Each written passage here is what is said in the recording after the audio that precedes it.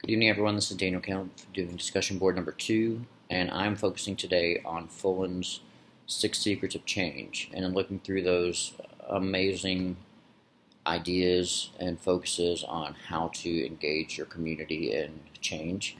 I was particularly struck by secret number 4 that talked about learning as the work, saying PDs and one-way instruction is not the overall goal. It's just like we want our students to be lifelong learners and daily looking to improve and learn new things and explore and find interesting and engaging new ways of learning. That's what our teachers should be also modeling and doing themselves. I had a teacher say that teachers are the worst students after I did a PD, and saying that, we tell our students, you need to listen, you have to do these things, and sometimes teachers aren't great at that. And I think this, especially when you're trying to stay innovative and find the most appropriate ways to educate students in the 21st century, your teachers have to be relevant. They have to be seeking things in a way that engage our students. I think of the biblical passage where Paul says, I'm all things to all men,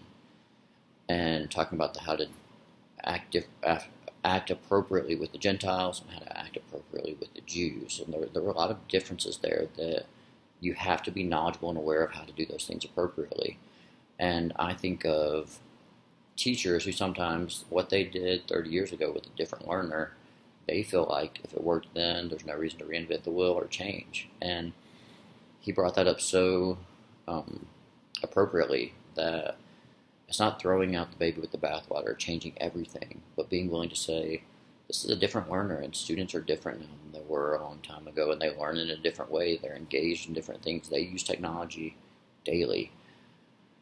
And I was challenged to say, how do you engage your teachers in that? How do you stimulate an idea of a commitment to advancing themselves and staying relevant? And I just love to, and I know it's supposed to be one, but I'm going to talk about love your employees. And I think as a leader, school leader, dealing with people is difficult, but having that mindset, just like we do with our students, that I want to love the student first, I want to love the teacher first, so there's that buy-in, there's that relationship. They know what I'm doing is for the good of the students, for the good of the school, and getting them to engage together, joint mission, saying this is what we're trying to accomplish, and not just saying this is what I say to do, so let's do it, but through that relationship and that love, getting a buy-in to say, let's all together move forward, find the relevant tools, find the relevant technology. Let's learn how to use this better. And I'm a coach too, that's part of my background. And once athletes learn a difficult skill and master it, they usually love doing it correctly. And I think the analogy applies to teachers. Technology is hard to learn sometimes at the beginning, especially if you're not fluent in technology.